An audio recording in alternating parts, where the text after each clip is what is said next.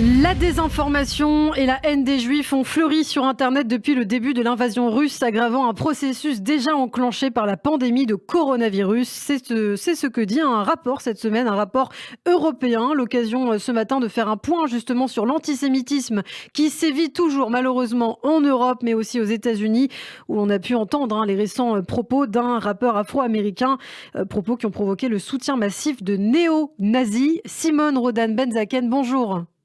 Bonjour Hélène. Merci beaucoup d'être avec nous ce matin. Vous êtes la directrice donc de l'AJC Europe, l'American Jewish Committee, et vous vous battez quotidien, on le sait, contre l'antisémitisme. Les risques de faux récits alimentent l'antisémitisme. C'est ce que dit donc ce nouveau rapport européen, alors que la Russie a justifié, c'est vrai, sa guerre en utilisant souvent de manière abusive des termes tels que celui de nazi pour qualifier le gouvernement ukrainien. Alors, par quoi cette situation se traduit-elle concrètement en Europe? Qu'est-ce que dit ce rapport? Alors, il y a deux choses qui dit ce rapport qui sont très importantes. La première, c'est en ce qui concerne les chiffres de l'antisémitisme un peu partout et le fait qu'il n'y a pas de vrai outil aujourd'hui qui permet en fait des différents pays européens de comparer les actes antisémites en Europe. Et le deuxième aspect ensuite, c'est comme vous l'avez mentionné, c'est le fait que l'antisémitisme partout en Europe, en ligne a fleuri. C'est quelque chose qui a été déjà enclenché avec le Covid, où nous avons vu beaucoup de théories conspirationnistes antisémites, bien sûr, et quelque chose qui a été ensuite augmenté avec la guerre en Ukraine. Vous l'avez fait référence, effectivement, le fait que les Russes eux-mêmes propagent la désinformation, utilisent des stéréotypes antisémites en parlant de dénazification, en disant que Hitler, par exemple, avait été et juif, comme a été dit par le ministre des Affaires étrangères russe également. Et donc tout ça, c'est bien évidemment pas étonnant. On sait de manière générale que dans les crises, l'antisémitisme augmente et l'antisémitisme est un conspirationnisme. Donc dans un moment de crise absolue et de guerre, avec une propagande en plus organisée et perpétrée par le gouvernement russe, c'est guère étonnant. Alors, on parle de la Russie, justement. L'ancien grand rabbin de Moscou, Pinchas Goldschmidt, a appelé il y a quelques jours les juifs russes à fuir le pays après qu'un haut responsable de la défense russe a qualifié le mouvement Chabad-Lubavitch de culte suprémaciste. Quel regard vous portez, vous, sur cette situation? Est-ce que vous êtes inquiète pour les juifs russes? Parce que finalement, on a très peu d'informations sur la façon dont ils vivent aujourd'hui. Oui, on a très peu d'informations, vous le dites très bien. Oui, on est inquiet. La réalité, c'est qu'on le sait, aujourd'hui, il y a plus de Juifs qui ont quitté la Russie pour aller en Israël que de Juifs ukrainiens, ce qui veut dire déjà beaucoup de choses. Les Juifs ukrainiens se sentent fortement attachés, malgré la situation terrible pour eux sur place. Mais les Juifs russes sont extrêmement inquiets. La situation est dangereuse. On sait que Poutine ne recule devant rien et effectivement l'instrumentalisation de l'antisémitisme, l'instrumentation de la communauté juive en Russie est extrêmement dangereuse. On l'a dit, dans certains pays comme l'Autriche ou la Finlande, la plupart des incidents enregistrés ont eu lieu sur Internet, même si on ne peut pas vraiment faire de statistiques avec ce genre de Non. pays. Mais la question, on se la pose depuis longtemps maintenant, Simone. Est-ce qu'il y a véritablement un moyen de lutter efficacement contre cette haine qui se propage sur Internet, ou c'est un phénomène malheureusement auquel on risque de devoir s'habituer et même un phénomène qui risque de s'aggraver? Alors, ce qui est particulièrement dangereux, effectivement, aujourd'hui, c'est que, et on en parlera peut-être, c'est que nous voyons qu'il y a de moins en moins de règles. Et ce qui devrait être interdit en ligne, et qui est interdit dans la vraie vie ne l'est pas en ligne. Il y a effectivement une sorte d'impunité. Aujourd'hui, on peut dire ce qu'on veut et il se passe finalement pas grand-chose.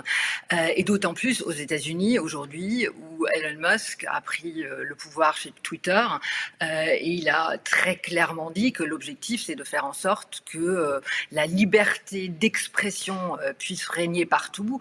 Et Ouais. donc liberté d'expression devrait quand même avoir certaines limites. Oui, justement, alors direction les États-Unis, c'est ce rachat de Twitter par le milliardaire Elon Musk qui inquiète. The bird is freed, l'oiseau est libéré. C'est par ces termes que ce libertarien de la première heure a annoncé cette grande nouvelle. Mais l'oiseau de la haine antisémite est lui aussi du même coup libéré. C'est une situation qui vous inquiète. Vous pensez qu'il n'y aura plus de modération maintenant que Elon Musk a racheté Twitter? Alors déjà, au départ, je trouve il y a toujours eu un problème aux États-Unis parce que aux États-Unis, vous le savez, la liberté d'expression est absolue, elle est protégée par le premier amendement, et donc effectivement, on faisait en sorte qu'il y avait un travail qui pouvait avoir lieu entre les organisations antiracistes, juives, etc., avec les plateformes. Et donc, c'était aux plateformes, finalement, de faire en sorte qu'un certain nombre de règles soient respectées. Mais c'était, malgré tout, dans l'espace privé, c'est-à-dire, c'est pas comme c'est le cas en France ou en Europe, c'est-à-dire il n'y a pas de règles, il n'y a pas de loi qui dirige en réalité ce qui est légal et ce qui est illégal. Avec effectivement le rachat de Elon Musk, il faut savoir aussi que Elon Musk, dont son rachat, le plus grand propriétaire à part lui de Twitter, c'est l'Arabie Saoudite. Donc avec ce rachat, on ne sait absolument pas ce que ça va donner. Alors, on sait par exemple que a priori en Europe, les règles européennes vont devoir régner, mais en ce qui concerne les États-Unis, on ne sait absolument pas ce que cela peut comporter. Et on voit déjà que Kanye West est de retour, Oui, que justement. potentiellement d'autres reviennent. Voilà. Oui, alors on a beaucoup entendu parler, on a beaucoup parlé également de ces propos très antisémites du rappeur américain Kanye West qui ont suscité l'indignation, si bien que plusieurs grandes marques ont rompu leur partenariat avec le rappeur, notamment la marque Adidas. Ce qui nous a surtout surpris aussi, c'est que Kanye West a eu le soutien de néo-nazis, la Ligue de défense des Goïms notamment. Qu'est-ce que ça symbolise pour vous, cette alliance entre à la fois les mouvements peut-être afro-américains et ces mouvements néo-nazis? Alors, je pense que pour nous, ici en France, cela nous rappelle ce que nous avons vécu, et notamment avec Dieudonné, avec finalement l'alliance des extrêmes. Et donc, il se passe à peu près un peu la même chose aux États-Unis. Donc vous avez on peut dire un suprémaciste noir qui s'allie avec des suprémacistes blancs et qui finalement n'ont pas grand-chose en commun, mis à part leur haine des Juifs. Et donc comme toujours, et encore une fois, la France a été finalement un peu à l'avant-garde de cette expérience-là, on voit les extrêmes se toucher et se réunir ensemble dans leur haine contre les Juifs. Il y a d'importantes fractures aux États-Unis, il faut en parler. La parole antisémite s'est libérée et selon l'Anti-Defamation League, le nombre d'incidents anti-juifs enregistrés aux États-Unis ont atteint un record historique l'an dernier. 2717 incidents, une augmentation de 34% par rapport à 2020 et je crois qu'on attend encore les chiffres de 2022. Est-ce que ces actes antisémites sont concentrés dans certains territoires aux États-Unis, par exemple, je ne sais pas, à New York où on a vu que des rabbins se faisaient régulièrement agresser? Alors oui et non. Donc effectivement, vous avez beaucoup de choses qui se sont passées à New York, à Los Angeles aussi beaucoup, notamment pendant le conflit qui a opposé Israël au Hamas et à Gaza en mai dernier.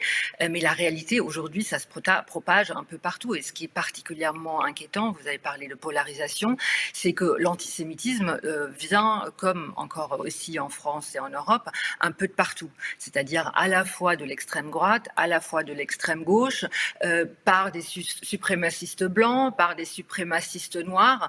Et donc effectivement, les Juifs sont pris en étau, comme souvent, dans cette crise finalement qui affecte profondément non seulement les Juifs, mais de manière plus générale les États-Unis dans son ensemble. Le mouvement Black Lives Matter a secoué les États-Unis après la mort de George Floyd en 2020. Ont suivi les violences policières extrêmes qui ont été dénoncées. Certains estiment que ce sont les années Trump aussi qui ont favorisé ces violences. Et justement, alors qu'approchent les élections de mi-mandat aux États-Unis, beaucoup s'inquiètent peut-être d'une remontée du populisme, de l'extrémisme. Qu'est-ce que vous en pensez ? On le voit déjà, hein. Moi, je dirais pas que. Je pense que c'est plus complexe que les années Trump. Je pense qu'effectivement, le problème est plus large. On voit une polarisation, on voit le fait que à chaque fois, il y a une délégitimation en fait du président actuel. C'était le cas pour Trump. Donc Trump pense que Biden n'est pas un président légitime, mais avant lui aussi, je dois dire, les démocrates aussi ont considéré que Trump n'était pas un président légitime. Donc il y a de manière générale, je dirais,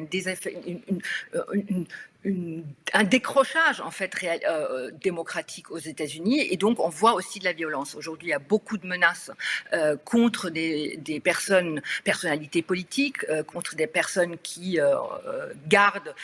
qui sont là pour faire en sorte que les élections se passent bien. On a vu qu'il y a eu une attaque absolument affreuse et violente contre le mari de Nancy Pelosi, la présidente du groupe démocrate au Congrès, qui a été tabassé chez lui. Donc effectivement, on voit une violence extrême aux États-Unis se passer aujourd'hui.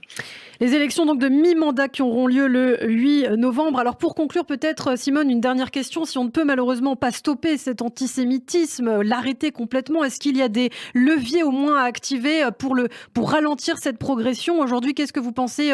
Quelle est l'urgence aujourd'hui? Alors, je pense que comme en France, encore une fois, la chose la plus importante, c'est que les responsables politiques parlent, que la parole soit claire et qu'il y a une action très concrète. Aujourd'hui, elle n'est pas encore vraiment activée. Il n'y a pas de DICRA ou équivalent d'un commissaire en charge de la question de l'antisémitisme aux États-Unis. Il n'y a pas de plan de lutte contre l'antisémitisme. Il n'y a pas de protection donnée aux communautés juives un peu partout. Hier, à New Jersey, par exemple, le FBI a dit qu'il y avait une attaque potentiellement prévue contre la communauté juive là-bas. Donc, il n'y a pas vraiment de plan en place. Et la chose la plus dangereuse, je dirais, c'est la politisation de l'antisémitisme. C'est-à-dire ce renvoi que se font la droite et la gauche. La droite considère que l'antisémitisme est uniquement à gauche. La gauche considère que l'antisémitisme existe uniquement à droite. Plutôt donc de considérer que l'antisémitisme est une cause commune, c'est utilisé comme une sorte d'outil politique. Et ça, c'est franchement dangereux. Et ça, il faut trouver une action un peu commune. Eh bien, merci beaucoup pour toutes ces précisions et cette réaction ce matin. En tout cas, Simone Rodan-Benzaken, présidente, directrice plutôt de l'AJC Europe, l'American Jewish Committee. On peut vous retrouver bien sûr sur tous vos réseaux sociaux. Merci, à très bientôt.